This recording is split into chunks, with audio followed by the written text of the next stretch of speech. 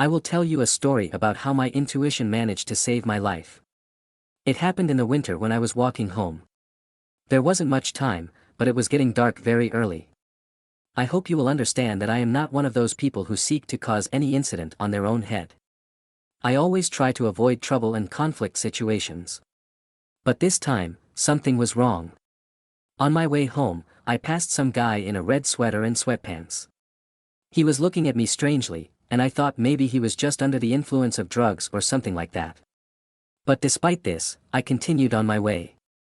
Soon I turned around and noticed that this guy was still following me. I felt uneasy and decided to cross the road to check if he was really following me. What did I see? Yes, he crossed the road after me.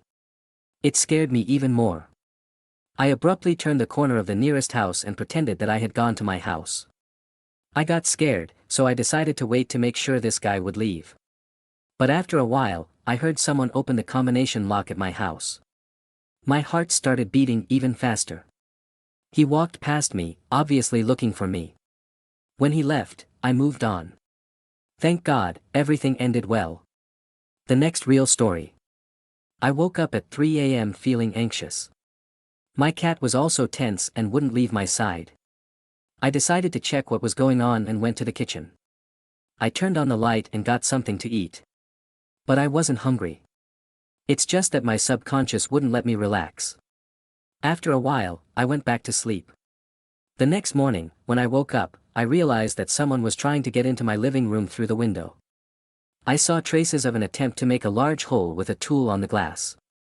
But someone suddenly stopped in the process.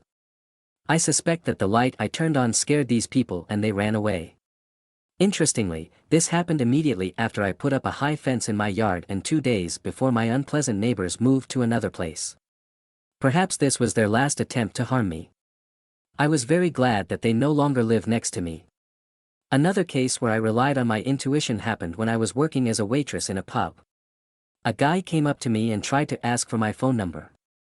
I refused him, and this was a normal situation for me.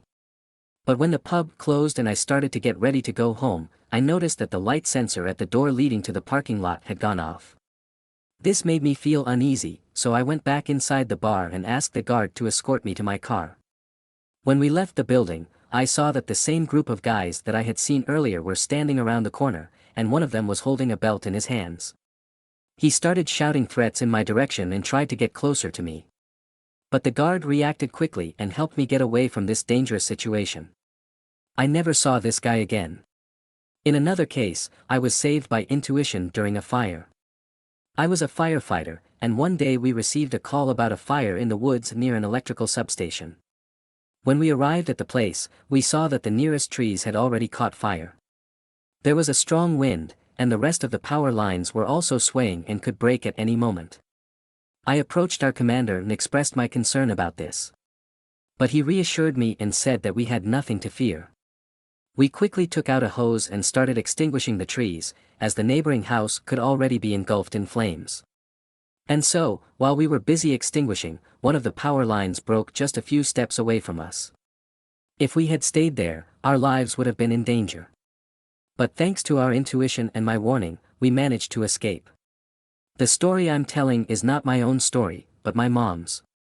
On November 18, 1987, when she was a teenager, she went to London to visit her girlfriend. At about 7 o'clock in the evening, while at King's Cross Station, she felt strange and decided to take a taxi. 10 minutes later, a fire broke out at the station, which claimed the lives of 30 of the 40 people inside. If Mom had gone to the subway, she probably would have died too. I was at a party in a very dangerous neighborhood when I was still a teenager. I've made a lot of stupid decisions. At some point, a powerful fight broke out on the second floor, and I didn't know who didn't share it with whom. As the tension grew, I decided it was time to leave. I called my friends and we left there. Less than 10 minutes later, we learned that after our departure, someone took out a weapon and accidentally wounded one girl. It later turned out that drugs had been stolen from this man and he returned with a gun, threatening people. He lost control of the situation and shot an innocent girl. It happened in October, around 8 p.m., when it was already dark outside. A stranger sat down with me on the bus and said something like, "What a wonderful weather today." I didn't attach any importance to it. Then he got off with me at the same stop. My intuition told me to be careful with this person. I crossed the road so that he would pass me, and I always kept him in sight.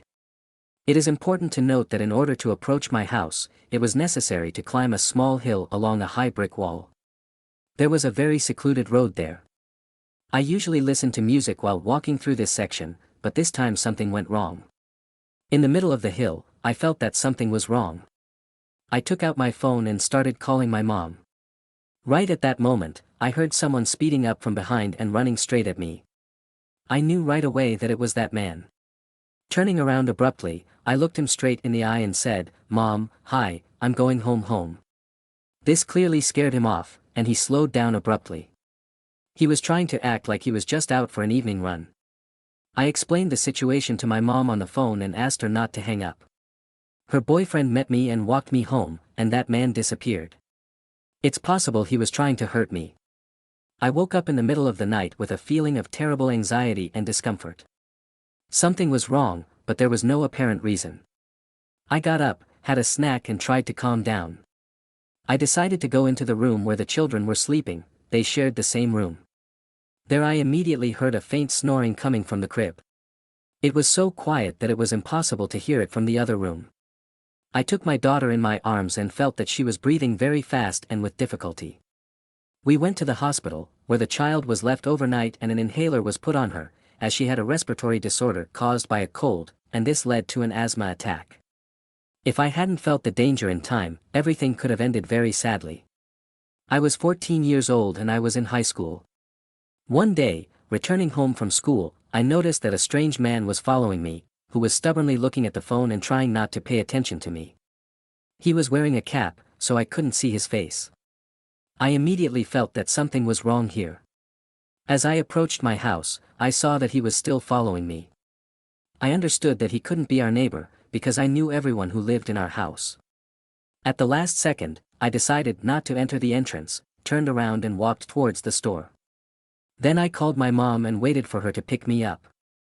A few weeks later, we learned from the news that 2 days after my incident, an 11-year-old girl from my school was abducted near our house. The man was caught, and he looked very much like the man who was following me. Given the time frame, I'm pretty sure it was the same man. One day I was riding a motorcycle and my friend was sitting in the back seat. We were driving along a highway outside the city, and at some point we found ourselves behind a truck full of old tires. Suddenly it occurred to me that we shouldn't drive so close behind him, and I decided to slow down a little to let him get away from us. I had just slowed down when a tire flew out of the truck and fell right where we should have been. This is a story about a short Asian woman and her husband. One day they decided to go somewhere and were choosing goods when suddenly they noticed 2 slender guys. One was tall and the other was low. The short one had a tattooed forehead, similar to that of Charles Manson. The couple crossed eyes with a short guy. He looked at the man, then at his friend and pointed his finger at the man.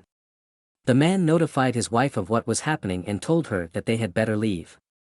However, his wife tried to calm him down, saying that he was exaggerating the situation. But the man insisted on his decision, and they left the place. It took about 6 months, and they watched a program where they were looking for these 2 guys in America.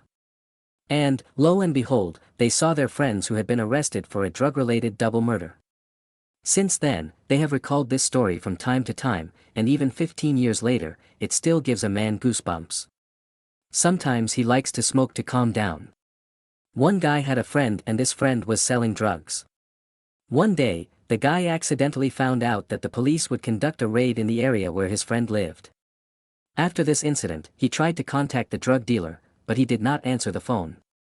After a while, the drug dealer finally picked up the phone and told him that there were a lot of police everywhere today and asked him to come to him. Then the man immediately went to the drug dealer. After driving for about 10 minutes, he felt strangely sick and anxious, remembering his friend's words. He decided it was better to return home. In the evening, the man watched the news and found out that the police had arrested a gang of drug dealers, which included 6 people, and they checked the address of the drug dealer. It turned out that this was the house where he had lived before. He is still grateful that he turned around that day and did not go to the drug dealer.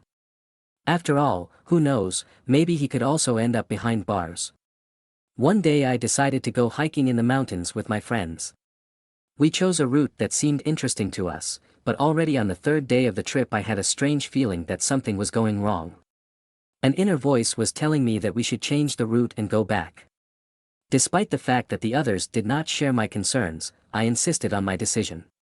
And so, a few hours later, we faced a dangerous situation due to an avalanche, and if we had continued along the original route, it could have ended tragically. One day, as I was driving home on the night road, I suddenly had a strong feeling of anxiety, as if something bad was going to happen. I decided to slow down and be more attentive. And suddenly, a deer jumped out from around the bend, which would have caused serious damage to our car. Thanks to the premonition in my reaction, none of us were injured, but the car was slightly damaged. My sister began to experience strange symptoms that did not improve at all from the treatment and caused concern to the doctors. An inner voice told me that it was necessary to seek a second opinion and ask for additional examinations. After we insisted on this and went to another doctor, it turned out that the sister had a serious but hidden health problem that required immediate intervention. Thanks to intuition and our perseverance, her life was saved. One day I was walking down a quiet street at night when I suddenly felt that someone was watching me. An inner voice told me that this was an unusual situation, and I should be more vigilant. I decided to turn onto another street to avoid potential danger. A few minutes later, I found out that an attack had been committed in the same place.